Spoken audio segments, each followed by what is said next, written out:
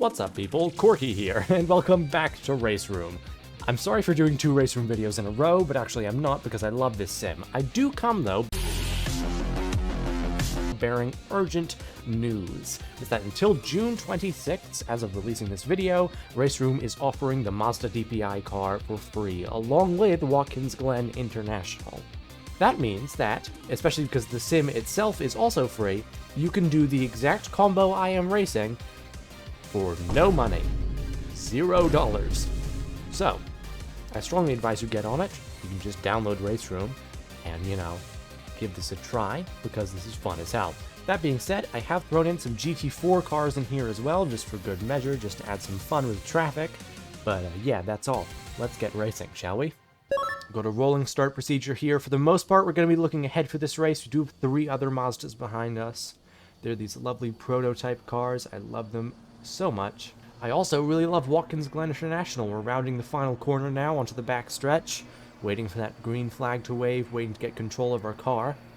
But until then, we can admire Watkins Glen. Love this track so much. This is a much more modern version than the one I drive in Assetto Corsa. There's some difference in curbs and such. But there's our green, there's our throttle. Across the line, now we get control of the car. And we're going to brake nice and early for turn 1. Oh, yeah, that was a smart idea. There's a car seemingly just parked on the apex. I'm not sure what happened there. Oh, yeah, that's a spin. That is a spun car. And in case you're wondering how that car is spun, it's currently in second, takes too much curb, and completely loops it around. The rest of them just kind of slow down, unable to handle the situation. Anyways, back to the race. We're going to just go around the outside here. That has put us up into 9th place, which is definitely something. I can't say I'm mad, but it does mean, we're not going to have quite as a last to first thing going on. However, there is a gap ahead, a decent one. Now we come into the chicane. This curve is a lot more violent in the Assetto Corsa version of this track. I'm not sure what kind of pace we're going to have compared to everyone else. Last video we had a lot of pace, but I have upped the AI difficulty slightly. And also these cars are, I wouldn't say more difficult to drive, but they are also a lot to keep up with. They do grip like nothing else though, a lot of downforce, incredibly stable. You can carry so much speed through every single corner. You're looking at a second to the car ahead of Jarvis. Breaking up the 200 board, down 3 gears. Don't hit the inside part of the curb, only the flat section. Got a kind of poor exit onto there, but it's okay. We're still 0.8 seconds behind Jarvis. We are catching a little bit. It's going to be flat through this S here. Don't get your line wrong, otherwise it's into the wall on the outside. And now it's onto the back stretch. We're going to look at this Marshall post off to the left here. We're going to brake around there. Down 2 gears, release off the brake after you get onto that curb. Full throttle through here. Ooh, getting up onto the back. We're going to be down to 3rd for this corner. Now it's going to be fully onto the throttle as we get as good of an exit as we can onto this outside curb. Going to brake somewhere around there and make a dive down the inside. Real optimistic from us. Definitely not going to stick, but, we're showing our nose at the very least. The last of these advertising boards is where we'll choose to brake. We're going to get a poor exit compared to the car ahead, I believe. If you're brave, you can brake somewhere between 200 and 100 here. That's what I'm going to try. But oftentimes I think it's better to just brake at the 200 board. Here, fully based off of vibes, there's no brake markers, but, just slow down the car enough as to not hit the outside wall like we just did. That corner goes on longer than I think it does. It can be a blend off the throttle through here, but honestly, at full speed, if you haven't gone off, it's normally going to be a dab on the brakes. Get as close to the wall as you can on the outside, and now it's going to be down the straight. We do have a slipstream here, which is nice. Looking at P7. We might be able to get it. Getting almost overslowed through there. He gets a poor exit, seemingly kind of bouncing up on the curb. I'm not sure what that was about. We're going to leave him room on our inside, but I believe this will be a done move. And indeed it is. We are not going to move over to the other side of the track. We're staying mostly defensive until we get to this Marshall post. Down 2 gears. Getting a bit of a poor run through there. You shouldn't really need to brake midway through the chicane, but I did. very quick chicane, one of my favorite corner complexes in racing. And we are coming up on our first bit of traffic now. Chowinski making a dive on this Audi GT4. We're going around the outside as we just get a terrible run into the first corner. Braking a little bit too late or a little bit too light, one of the two. We are in the slipstream of Chowinski. There is a big gap ahead, though, so it's going to be a question on whether or not we can make up the time needed. I love throwing traffic into these races. It adds a lot of dynamic interest. Oh, contact on his rear quarter there. Getting a little too brave, but he was super slow through the chicane, so I didn't really find myself having much of another option. That's definitely not the place you want to go for moves, but at the same time, this is a decent place to do it here. Opportunities will come. He's getting slowed up by traffic. We've got this huge round of traffic here. We're going to follow him around the outside. We're going to box him in with this Audi, and that's a move done using the traffic to our advantage. Just getting to the outside, and there's nowhere he can go. And wow, it is busy coming into this corner. That's like 3 wide with all the cars. We've just made another overtake through there. We're going to try and follow the DPIs through. Oh, it's getting really messy really quickly. This BMW here, I only have 2 types of GT4s coming through. He's just having to brake check up. Gonna try and get around the outside of this BMW and just finding our way side by side through here. Gonna follow this DPI through, and then we're gonna brake right around here. We might be able to make this move stick as well. Wow, has it been a busy race. We have gotten up into P3 in the DPI portion, and he makes contact with the BMW ahead. That means we get a better exit than he does. Oh, but we have no move. We have no room left. You have to just lift off.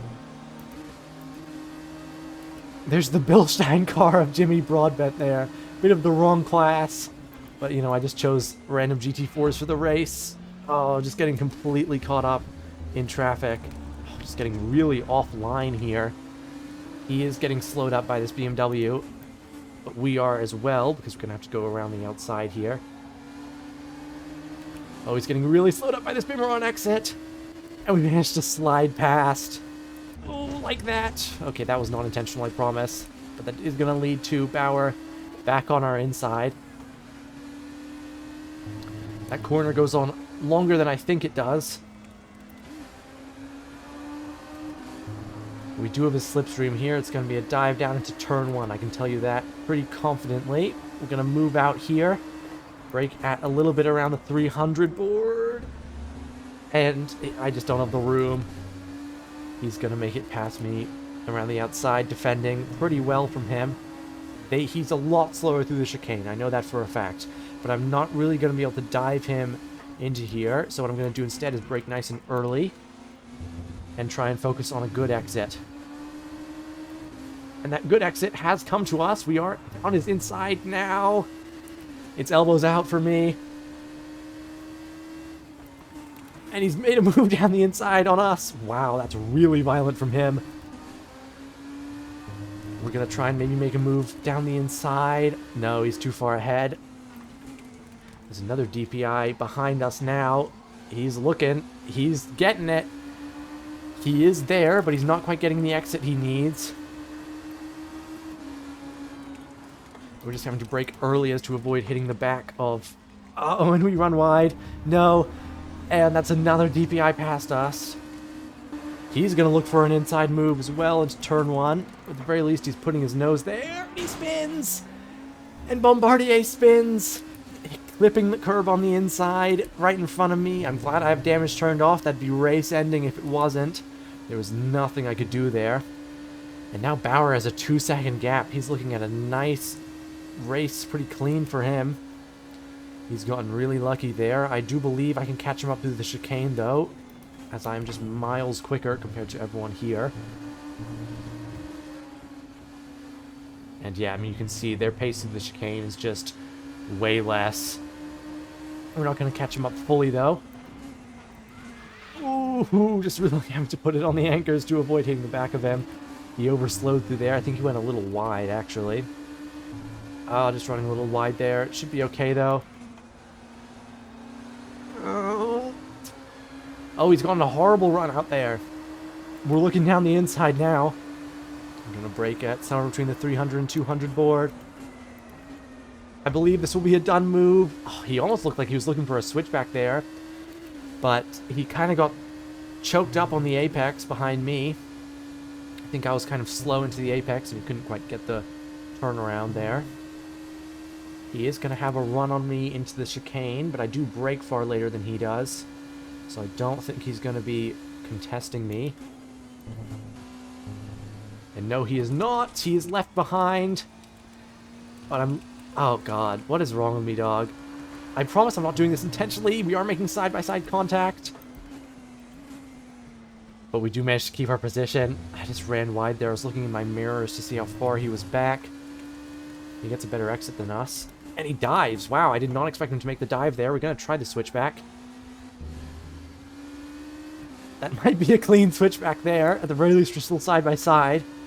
Come on. That's a clean switchback. Yeah.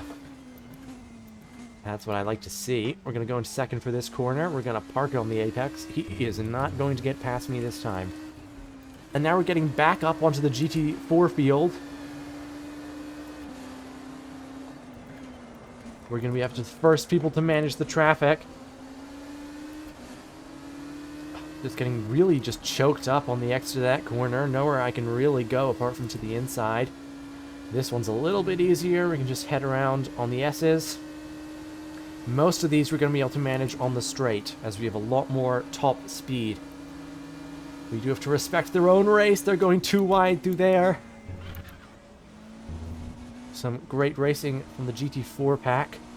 I'm just not sure where to go. You got to be decisive when you're managing traffic, and I am failing to do just that. We do get around him, albeit going off track slightly. We are keeping our distance from... Oh, it's no longer Bauer, it's Paradius. There's been some overtakes in the back. Traffic is the great equalizer, so he's clearly ditched his gap. And this is the move that lost Bauer his second place. We're coming up to the S's here, and he just gets stuck behind traffic, elects not to go to the side of them, and so Paradius does. He takes that door that is wide open and rockets off to the straight. Paradius is a whole 5 seconds behind, and that number is only climbing, so I think this is going to be a clean last 5 minutes of the race. That is my hope.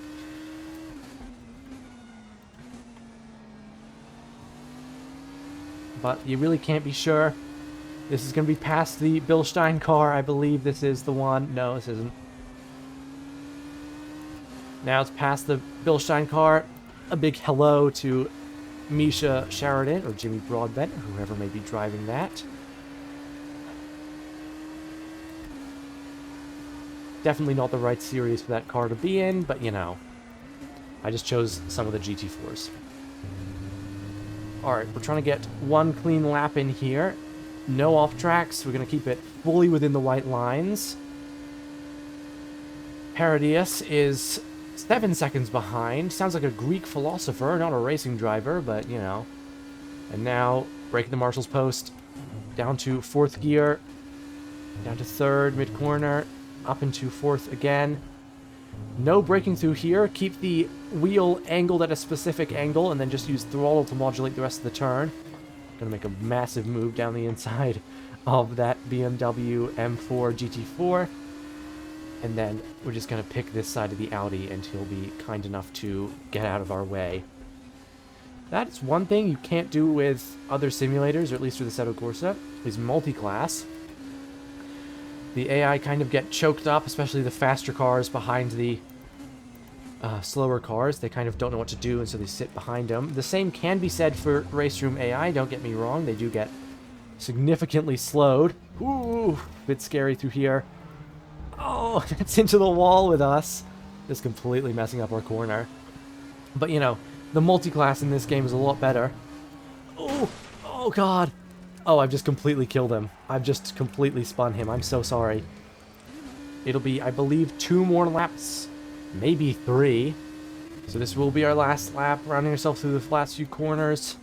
Let's get this one correct this time. Still managing to get a poor exit. We might have one more GT4 to prey upon as we come across the line.